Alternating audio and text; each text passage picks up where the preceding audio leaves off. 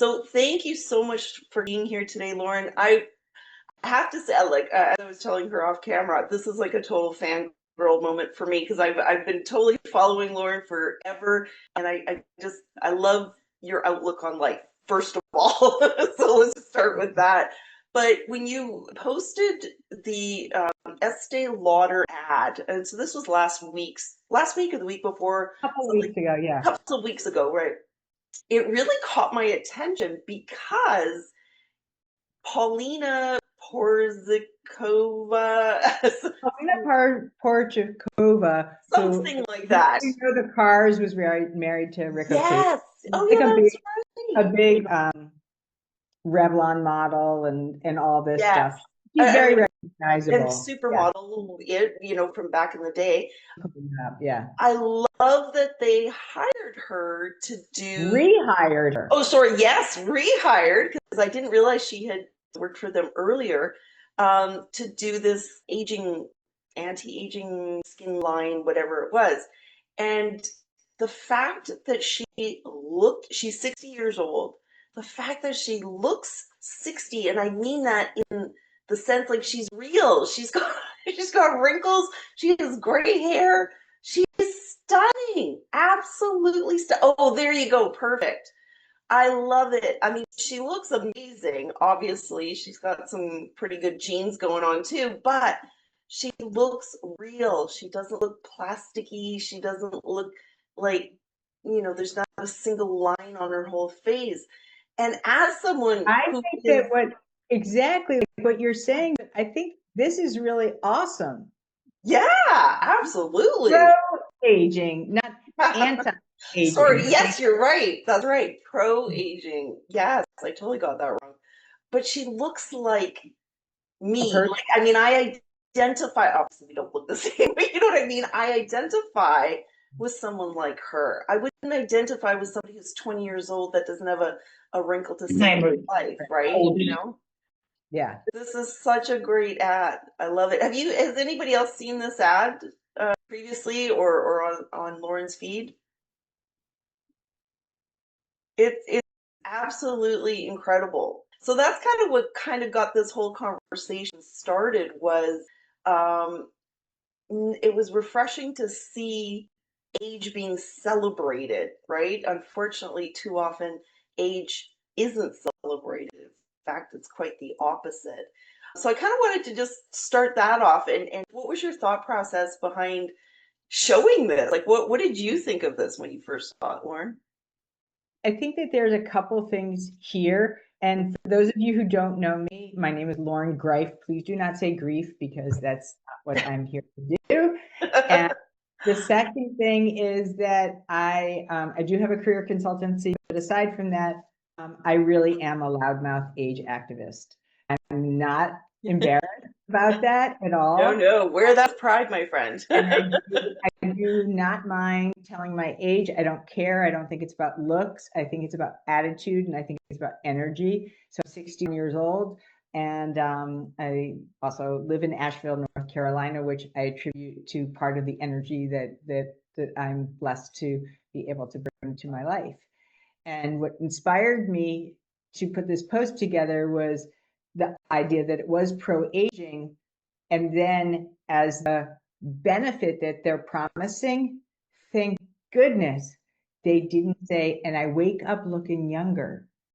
Thank you, God, for not making this the utopia or the craving to be about looking younger.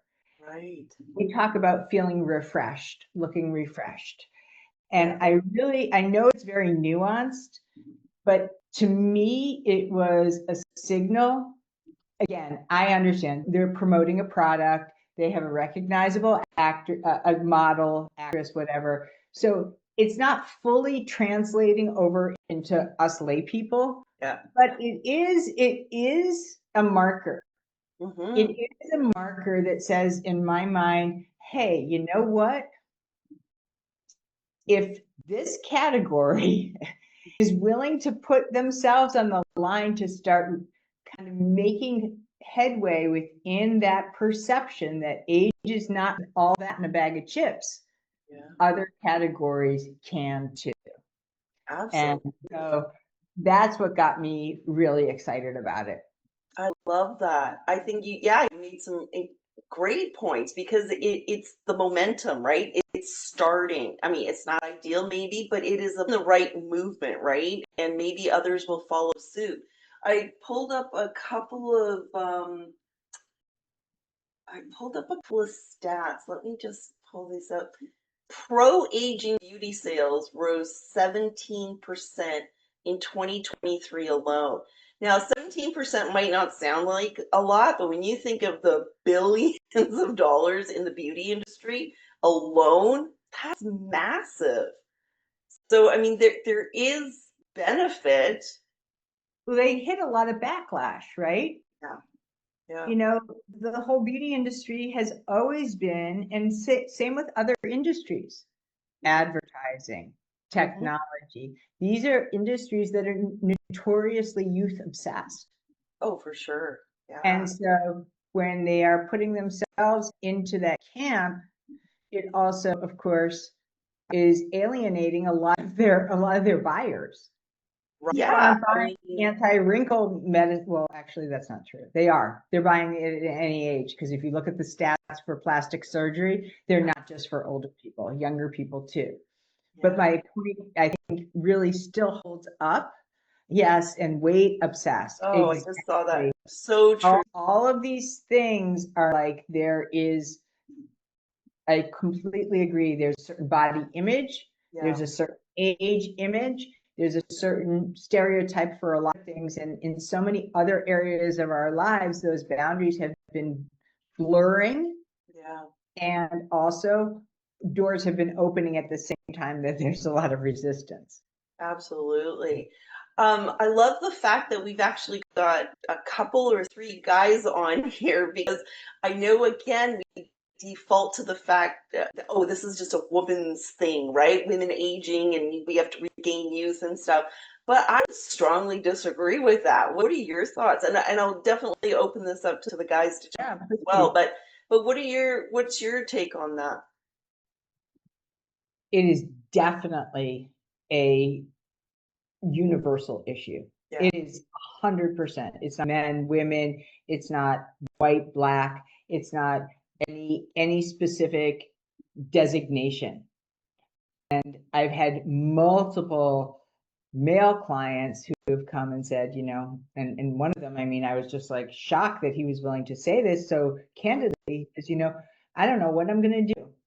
I'm 57, 50, you know, going on 58, and I'm male, pale, and stale. Oh, wow. Wow. And I said, you have already done so much heavy lifting. Yeah. Acknowledging where you are and all of these things. I can't change, you know, a lot of the statuses. I can't change your race. I can't change your sex necessarily. But we can definitely address your staleness. Yeah. I like what Dr. John said too, that he was told outright, you're overqualified, but the only difference is that he was older than other people up for the job. So is that subtlety? Because I think we sometimes think ageism is this really obvious, like in your face kind of thing. But it's actually a little more subtle than that, isn't it? Right? And it shows up in things like you're overqualified, right? As a nuanced kind of way of saying, yeah, you're too old. Is that what you found? Both directions, though.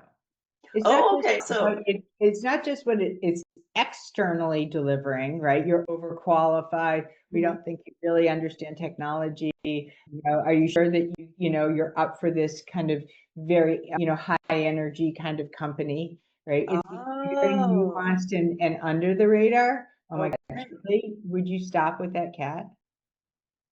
I would like to, but she will not leave me alone. So this is what, sorry, you're just going to have to deal with the cuteness. She's adorable. Oh my God. Oh, and it like matches your whole top. That's even better. I like how you brought whole, like the match whole the pet to the outfit too. But the other way that it comes where ageism also can be very destructive and very self-defeating is the way that we talk, right? Oh, okay. The way that we perceive ourselves, which is, well, that's the way I've always been doing it. Oh, boom.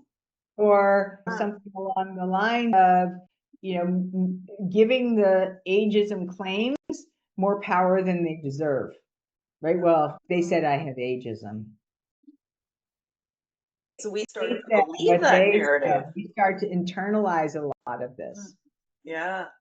Or talking even from a very self-effacing way by saying, I don't know if I can, pick up these AI skills. I know that I have to, but, I don't know if I'm ready for that. Even if it's in our mind and not necessarily coming out. So, okay, so now that leads to the next question, and this is probably where you're seeing this a lot in your business, is actually that skill set. Because, I mean, let's face it, let's take AI, for example. I mean, that stuff's changing like on the hour, right? And we're all finding that hard to keep up with.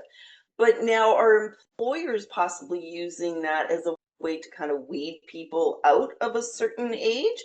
Are you seeing that as obvious as that, or is it? They're reading everybody out. If the number one interviewing question from 2024, so let's just say that that's 7 months. Okay. Since that was deemed the most common question in 2024. Yeah.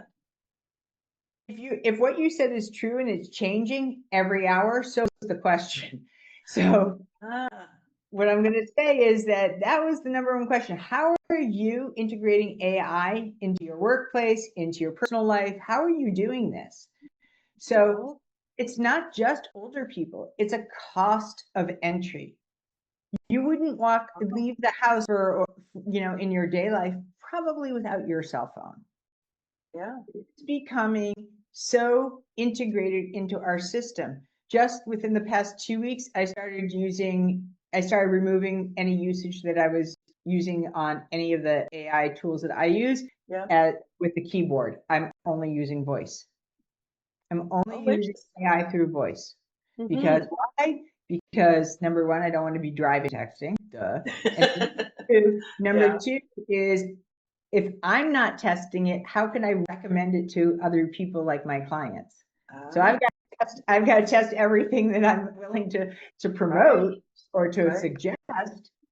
And so we have a responsibility. If we want to work, if we want to be seen as relevant, we got to pick up the same tools as everybody else. For sure. Now, just to shift gears slightly, though, and a mutual friend of ours, Elizabeth Taylor, mentioned in her comment on my post a couple days ago that she's experienced ageism, and she's someone who's a millennial. She's in her 30s, and being in the corporate structure and having people who are older than her saying, well, you're too young, you don't have the experience, you can't do this part. I mean, obviously not in so many words, but that's the general implication. So again, we think of ageism as just being at the older end of the spectrum, but it really exists pretty much in any age, wouldn't you say? Ageism is a very convenient excuse for a lot of other reasons why people are not delivering, which is some of the things that I shared with you, which is, number one, you're not relevant. I don't see you on LinkedIn. I can't learn about you. I have no idea what you promote, and I don't mean promote as a product. I'm saying what you stand for. Right? What do you stand for? If I don't know what you stand for, right? Nobody's going to go that much further to dig. You got to make it easy for them. Right. So overqualified can also mean I don't see you as relevant. Overqualified is also another euphemism or band-aid that says, you know what? I think you're expensive. I think you're really expensive. You have 30 years of experience, hint, hint, right? That means you want to make a lot of money. And the answer to that, by the way, is not, oh, I'll take less. The answer is to really, really start unlocking and scraping at the places where you are identifying your unfair advantages. Absolutely. Everybody has one. So the answer isn't to devalue yourself. The Right. answer is to source where that value is irreplaceable. But the inclination is to discount yourself, isn't it? We see that in business, right? I've had, I don't know how many clients I've had that, oh, that's okay, summer it's slow, I'll just discount my services. And that is a hill that I am willing to die on. Never, ever, ever discount yourself or No, your that's offer, because you're scarcity. discounting yourself. It's a little bit of a bait and switch around scarcity. I'm Right. not willing to stand up for my own value, so I'll cop to less. Yeah. Yeah. And people can easily figure that out.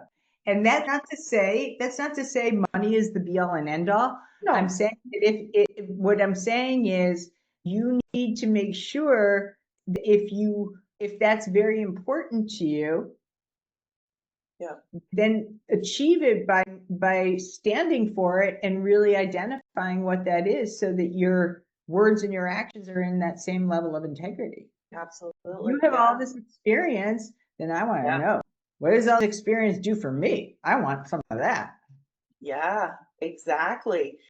I have a quick little story. One of my very first fractional clients was let go. She had 24 years of experience with the company. They replaced her with two cheaper employees, and they still couldn't do what she did. She ended up being hired back as a fractional to the original company that let her go. Oh, that was joy like I've never seen before. I was ecstatic for her. And it was that she ended up making more money because she wasn't replaceable. It was just that simple. And that's not to knock young people. The purpose was she was replaced with a cheaper alternative, but that's what that cheaper alternative was. It wasn't the same thing. Right. Mm. So things like that, I'm sure, happen a lot. I would love to open it up. If anybody's got some thoughts, questions, just on what we've talked about, I want this to be interactive for everybody too. So if you've got a story to share, please jump in. Whenever you're done your lunch, Dr. John, come in, jump in. We'd love to hear a bit more if you're willing to share, just because I know that you've recently gone through your employment journey. So it'd be interesting to hear your perspectives on that as well. Anybody? Oh, he's coming. He's coming. There he is. There we go. There I am. Hoping I don't have food in my teeth. Yeah. Oh, we'll take it anyway. Good question for you, Loren or Anna. When you're looking at whether it's ageism or what have you, and bringing out your value, how strongly do you see your purpose playing into that? Whether you know that or whether it's just skill in your particular job field, but does purpose play a role in that, or is it more value of what you can bring into the company or the organization? Oh, Or mixture of I just want to make sure that I understand the context of this question. Is that okay if I just ask you a couple questions? So when you say purpose, what I'm assuming is the thing that's driving you, your mission or your reason for being. Is that correct? Yeah, I mean, why you do what you do beyond just I need to get a job and make money to pay bills, which is a Right. fine purpose, but a little deeper than that. Totally understand. Now I understand.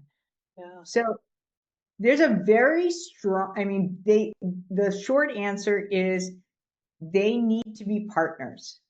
People don't necessarily hire you for your purpose, because that belongs to you, right? That's what gets you up in the morning. That's what delivers the motivation. What's in it for them is, number one, your purpose is important because you're going to outperform if there's a strong alignment. But you also have to partner it with what's in it for them, which in many cases is going to be some kind of related outcome. Maybe it's to a metric, maybe it's to a specific transformation. We have no brand identity and nobody knows who we are. And now we are gaining market share, that's a metric, but also now we have increased our visibility by way of, in your case, maybe it's congregants or it's usage of something. So, those two things I would say need to have a coexistence. Mm-hmm. Yeah, I like how you put that. I was going to say that I think that it's important because how would you be if you were in a job environment that didn't align with you in some deeper level, right? Like, honestly, are you going to be fulfilled? Are you going to contribute to the best of your ability? I think it's got to be a part of it for sure. Well, and I like In what you said, Lauren, about they're going to be more interested in their purpose, right? The company, and where I can align with that. That's kind of that sweet spot of I'm doing what's fulfilling and so forth for me. That checks my boxes or gives me my balloons or whatever. But really, the value I bring to the company, they'll see that, and that can in fact, nudge that purpose along somewhat. I think, yeah. Yeah, Yeah. that's a great question. Everybody has kind of like, and this is a little bit of a metaphor, a number on their back, right? You have a number that you need to live with, right? To afford your life. They have a number on their back that they're delivering to somebody else, and even if it's an end user or within the company, and nobody anymore, I will argue, is going to hire somebody in an organization that is looking for a job. Mediocrity does not inspire people to want to hire you. And that purpose that you have, even if it's not specified or given a lot of spotlight on a resume, they're going to know it. That's interesting. Okay. That's okay. You gotta be curious. How does that come across, Lauren? When you see people who are just after the job, how does that Oh my God. non-purpose or whatever get voiced out? How does that look and sound, I guess, is a cue to people to go, you're doing the wrong thing. I'll give you 3 examples, right? They're not curious. Oh, They're okay. not curious. They're not asking great questions. Somebody who's really invested, let's just take this out of the job market, right? Let's take it to the dating world, Oh, golly. right? Go on a date with somebody, you go on a date and you get your coffee because it's a first date and nobody goes for dinner on a first date anymore. I should know. And you go and you sit down and this person is like talking about themselves the whole time. And leave the date and you're kind of like, I'm never seeing this person again. They weren't curious about me. They didn't ask me any questions. They weren't like, there was no flow. I'm out. I'm done. Like there was no reciprocity. There was no kind of shared interest or understanding, like, hey, I have all this information online and you didn't even listen to my podcast. You didn't check me out. You didn't ask me a question of somebody that I interviewed or what lights me up in the morning. That's the kind of stuff that starts to show that you're for real because nobody told you to do that. You did that because you're invested. That's the first one. They don't ask any questions. The second one is also that they don't understand what's important to you. What's the number on your back? They're only interested in what they're going to get. So it sounds like in IRL, right? Why are you interested in this job? Well, it's got a great location. I read the job description. And this is what it said. Yeah. So they're really just on a very superficial level. They are not understanding how your urgencies, the pain points that you are incurring day over day based off of your industry or the company culture or whatever else is going on. And the third one that says, you know what, hey, I'm really not aligned to your mission is understanding from a bigger picture how your vision, your part in this process is going to help them get to where that industry overall is going. Are you aware do you have self-awareness yourself, but do you understand what is really happening on the global level of what matters to me, not just my personal agenda of hitting that number, but do you understand from a holistic standpoint where we're all needing to move? Gotcha. That's a lot. It's a lot of moving parts. I mean, just like that takes a minute to soak in, doesn't it? For goodness sake. Wow. Those are table stakes for today. They really are. They are. Interesting. Very cool. Thank you, Dr. John. You had some great questions. Now I'm going to turn it a little bit on you, Loren. How, as a business owner now, how do you see any ageism coming into play in that capacity? I mean, we've talked about what it looks like in a corporate setting, but with many of us being solopreneurs, have you noticed that happening to you as well as people come to you? Clients, Me? I guess. Yeah, you. No, because I'm so like, can we swear? Yeah, totally.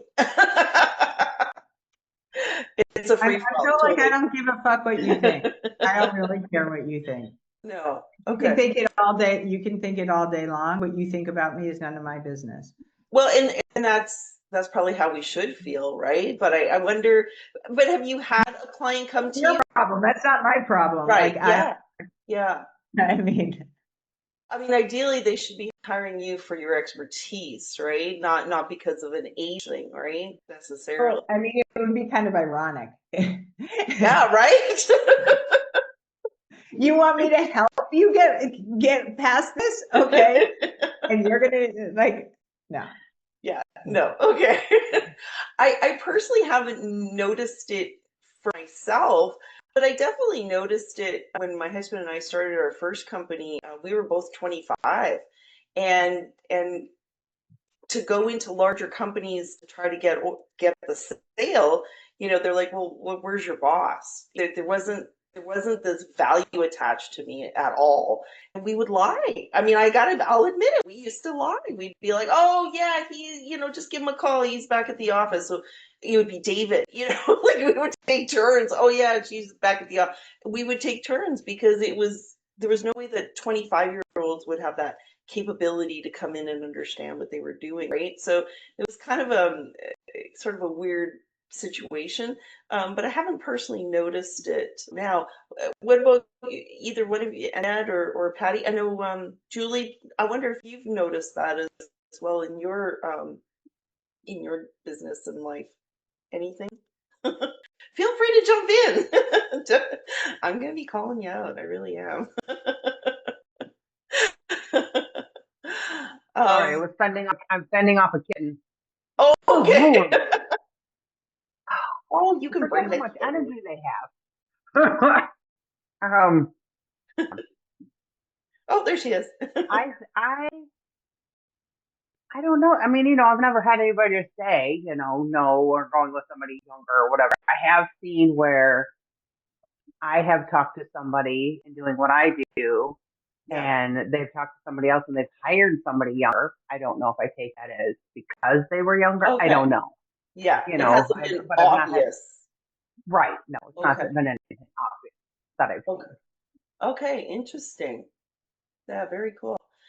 Now we also we did talk about men versus women, and again back to that default of we think it's mostly women. But if you're willing to jump on here, Dr. John, because I think you're the last guy left because the other two had to leave early. But do you feel that when you were looking for your recent employment, did you feel, or even other times?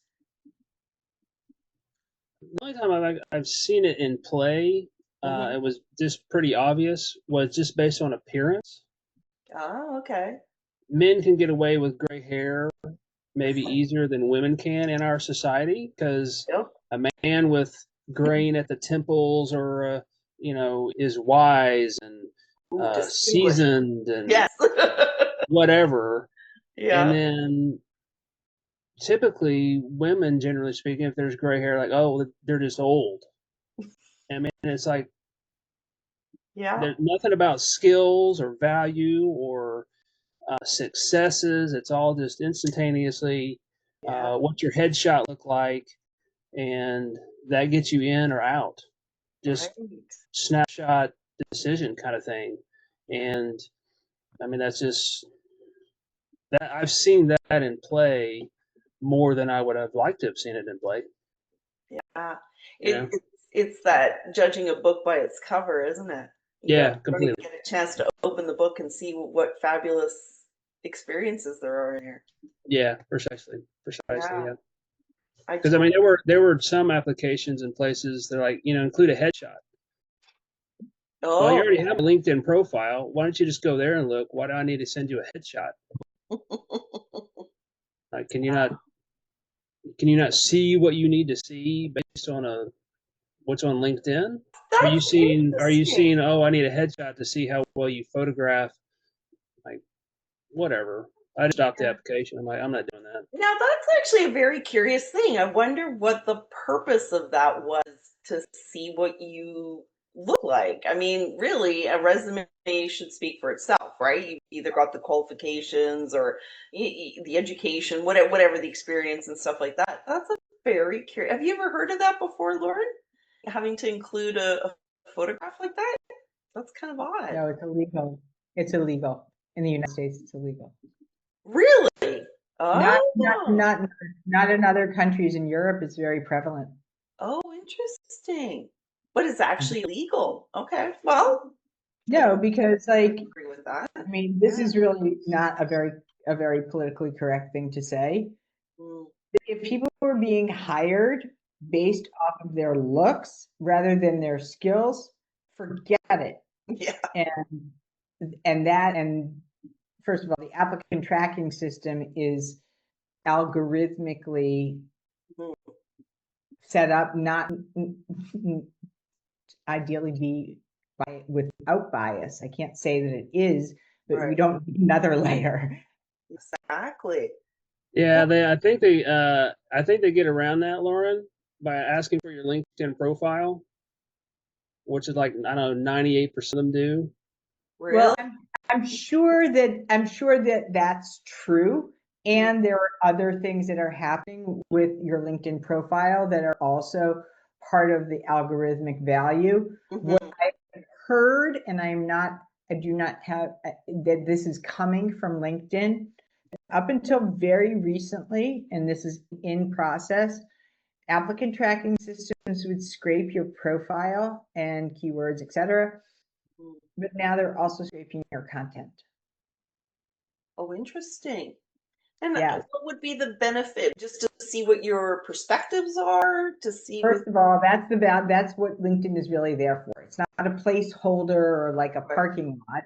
You should be using this to engage and build connectivity and all that kind of stuff. But also it helps to understand that you're participating in your point of view with respect to that industry. We know, for example, this is really great leapfrog into where we were before going forward, which is if you're looking to be relevant and you are a so-called expert with all this time in your industry, teach me something. Yeah, Teach yeah. me something. Give me something that I can use and make me smarter. Right. And you know that is a very effective strategy, because some of the best posts in the world are the ones that we save, or the ones that we share, and they are always the ones that are helping to make the other person smarter, not necessarily to wave our hand and go, look at how smart I am. And when you're doing that, the piece that is not as well known is that increases your price point. Think about it.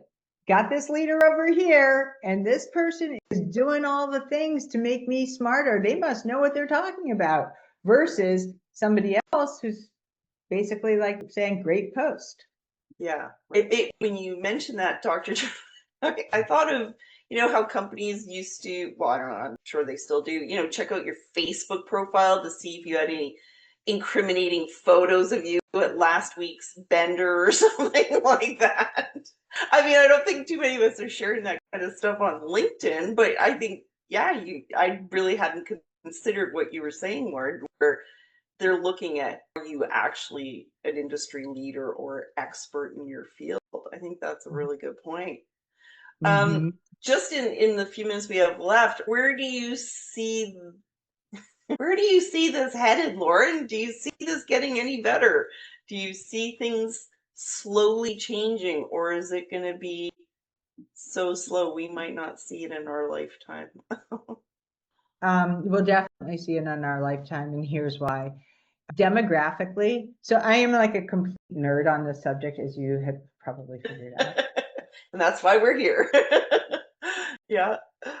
Demographically, by 2030, the population of those who are baby boomer and older is going to comprise such a disproportionate amount of our population that companies will not be able to afford not to hire this audience because there is not enough of a replenishment to the talent pool. So when we start seeing that this audience is still viable, like I said, they still want to work, Yeah. and growing, part of the responsibility is going to be on organizations to be able to augment and adapt to the needs of that of those employees, right? Because there's a talent shortage. However, just because they're the ones that are going to have to adjust, they're still not going to hire people that aren't relevant or can do the job. Right, Not a right. hall pass, right? Yeah. It's not like, hey, now I'm free to I'm just old, I get the job. like that. But what that should be saying to any of us and our clients and any of those other people, what it should be saying is, this is your opportunity Mhm. be able to provide long-term employability and relevancy, because you're right at that cusp right now. Either you're going to stick back and do it the old way and have an expectation that the market needs to meet you where you are, or you're going to stand here and go, you know what? I got another 10, 15, 20 something years. I better shake the tree here and start understanding what I need to do in order to make that as viable as possible. Yeah. And I just literally got off the call with somebody before I jumped on here. This guy has been working as an executive at ESPN, very well-known sports company, for 32 years. Wow. That's the last job, 32 years, right? 32 years. And now he's like, I don't want to do sports anymore. I'm like, okay. He's like, I love my job. I don't want to be in the sports category anymore. I don't want to do this. And so what did I ask him? The same question I ask a lot of people. What is the most urgent and expensive problem you solve for? Doesn't have to be in sports. What is that problem? And let's figure that out together. Because that'll give you a runway that's going to last a long time. And I'm sure there's multiple answers to that question, because that's not going to age. If you know how to solve that problem, cha-ching, cha-ching, I want to hire you. Exactly. So really what you're saying is we kind of have to meet in the middle. Companies have to we have to partner, really. They're going to be forced to change no matter what. The issue is whether they want to hire you. They're doing that. They're not going to wait for us to make any kind of adjustment. That's on our terms. That's on us. That's awesome. What a great way to end this. I love that message. Thank you so much, Lauren. This was very insightful, as I knew it was going to be. Thank you all so much for joining us. Bye.